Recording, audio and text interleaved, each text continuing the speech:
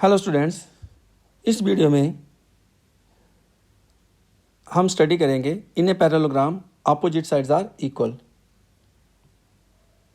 तो students, theorem क्या हो गया हमारे पास? In a parallelogram opposite sides are equal.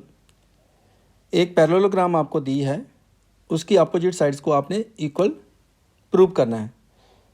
तो थ्योरम का यही मीनिंग होता है कि कोई भी जो मैथमेटिकल स्टेटमेंट दी है उसमें आपको प्रूव करने की ज़रूरत होती है। तो स्टूडेंट्स, हम लेते हैं जो हमें दिया गया है, पैरेललोग्राम दी है, उसको लेते हैं हम।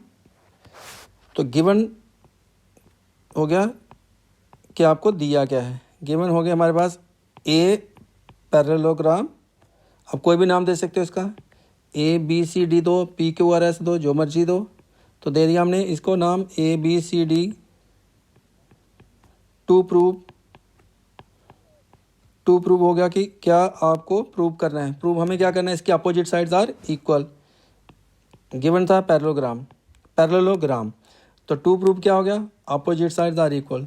तो अपोजिट साइड्स को इक्वल करना हमें, A B is equal to C D and A D is equal to B C. एक स्टेप लेते हैं स्टूडेंट्स, कंस्ट्रक्शन। इसमें कंस्ट्रक्शन लेने पड़ेगी हमें। कंस्ट्रक्शन पार्ट होता है कि आप कोई अपने से कोई लाइन ज्वाइन कर रहे हो या कोई एंगल ड्रा कर रहे हो, उसको लिखना होता है। तो हम इसको करते हैं ए सी को ज्वाइन। आप चाहें तो बी डी डायनल को भी ज्वाइन कर सकते थे। ये हम इसलिए कर रहे हैं कि दो ट्राइंगल्स बन जाएं इसकी।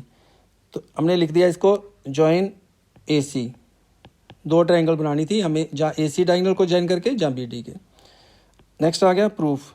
प्रूफ में क्या होता है कि आपको कौन कौन से लॉजिक लगाकर आप जो आपको टू प्रूफ पार्ट था उसको कैसे प्रूव कर रहे हो।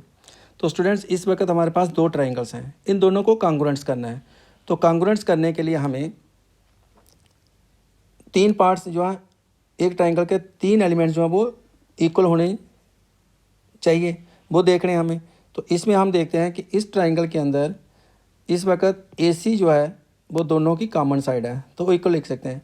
लेकिन ए बी और सी डी को नहीं लिख सकते हैं, क्योंकि इसको टू प्रूव में करना हमें। तो जिसको प्रूव करना होता है ना, उस पार्ट को आप पहले नहीं लिख सकते हो। उसकी प्रॉपर्टी जो भी, किस पैरेललोग्राम की जो भी प्रॉपर्टी को आप प्रूव करना है ना, उसको पहले नहीं लिख सकते, बाकी की प्रॉपर्टीज़ को आप लिख सकते हो। तो A B is equal to D C लिख नहीं सकते, A D is equal to B C अभी नहीं लिख सकते हो।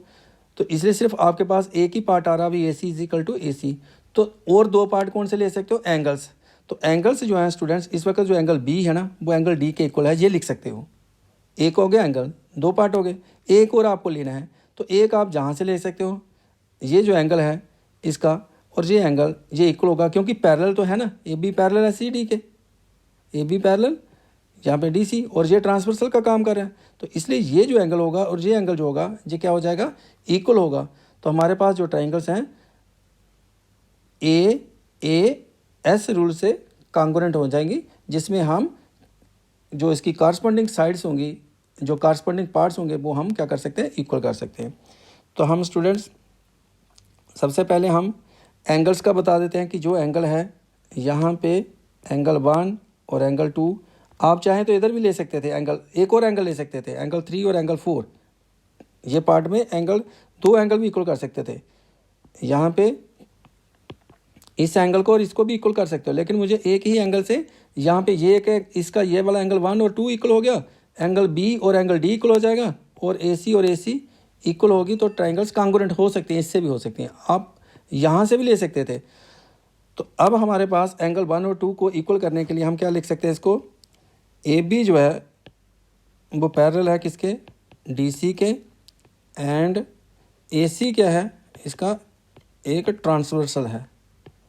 ट्रांसवर्सल क्या होता है कि जो दो लाइंस को एक लाइन जब इंटरसेक्ट करती है, तो देयरफॉर एंगल 1 जो है वो एंगल 2 के इक्वल होगा। इसको बोलते हैं हम अल्टरनेट अंटीरियर एंगल्स। अब हम लेते हैं ट्राइंगल्स, जिसको हमने कांग्रुएंट करना है। In triangle A B C and triangle C D A, अब स्टूडेंट्स आप सोचते होंगे कि अपनी मर्जी है, जो मर्जी ट्रायंगल का नाम लिख लो। ऐसा नहीं होता है। आप एक ट्रायंगल का नाम, पहली ट्रायंगल का नाम जो भी लेना चाहते हो वो अपनी चॉइस से ले सकते हो, लेकिन जो दूसरी ट्रायंगल होती है ना, वो आप अपनी चॉइस से नहीं ले सकते हो। उसके लिए एक रूल होता है जो आपको फॉलो करना है। रूल क्या है कि इसमें एंगल ए जो है वो किसके इक्वल आ रहा है, इसमें सी के इक्वल आ रहा है। जैसे यहाँ देखें, एंगल ए, इस ट्रायंगल का जो एंगल ए है ना, वो किसके इक्वल है, एंगल 2 के, मीन्स सी के। इसलिए मैंने ए जहाँ पे अगर फर्स्ट नंबर पे है जहाँ पे, तो इधर सी आ जाएगा। अब इसमें देखो एंगल बी है ना, बी किसके इक्वल है, डी के। तो इसलिए जो बी का कॉरस्पॉन्डेंस होगा वो किसके साथ होगा, डी के साथ। और जो नेक्स्ट थर्ड इसका जो नेम है ट्रायंगल का वो है सी, तो सी इधर आएगा सी, तो नेक्स्ट इसका क्या बच जाएगा हमारे पास इस ट्रायंगल में, तो अब सी डी हो चुका है, अब ए ही रहेगा। तो इसलिए आपको इस ट्रायंगल का नाम जो है वो डिपेंड करेगा इसका 1 नंबर पे कौन सा एंगल है, 2 पे कौन सा है और 3 पे कौन सा है, उसके साथ आपको कॉरस्पॉन्डेंस करना होता है। तो इसमें क्या आ गया स्टूडेंट्स, अब हमारे पास ट्रायंगल ABC आई, और इस ट्रायंगल ABC में और CDA में हमारे पास एक तो आ गया angle 1 is equal to angle 2, जो हमने प्रूव्ड कर लिया हुआ ऊपर ना, प्रूव्ड किया हुआ ना, इसको प्रूव्ड लिखा हुआ है अबव जो है, अभी आपने प्रूव्ड किया इसको। Angle B is equal to angle D, इसको भी हम लिख सकते हैं क्योंकि ये opposite angles of a parallelogram है जो कि इक्वल होते हैं। Opposite angles of a parallelogram are equal. और AC is equal to AC, ये कॉमन साइड है।